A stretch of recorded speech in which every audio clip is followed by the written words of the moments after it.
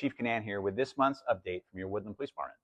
Now today, I want to highlight the work our patrol division, the officers you see in neighborhoods, on our roads, and responding to calls for service 24 hours a day, 7 days a week.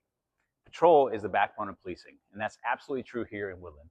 We have about 33 officers assigned to patrol, which is roughly 45% of our department. Now, patrol officers are often the first point of contact when something goes wrong. Traffic collisions, emergencies, disturbances, welfare checks, and the many in-between calls that still matter deeply to the people involved. And today's calls for service are far more complex than they were even a few years ago.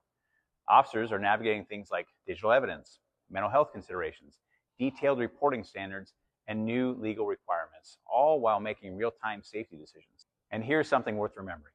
Most days, patrol is helping people through the worst day of their week, and they are expected to bring calm, control, and professionalism into situations that are anything but. That's what service looks like in real time. And here's an important reality.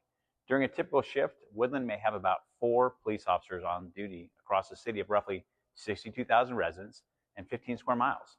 So when a serious call comes in, like a domestic violence or another urgent incident, 2 officers respond together for safety.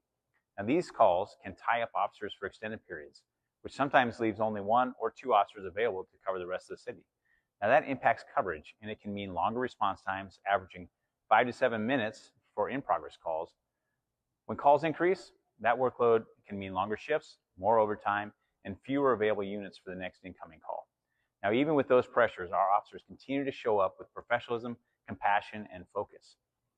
Here are 2 recent examples of patrol work that happened quietly, without any fanfare or razzle-dazzle.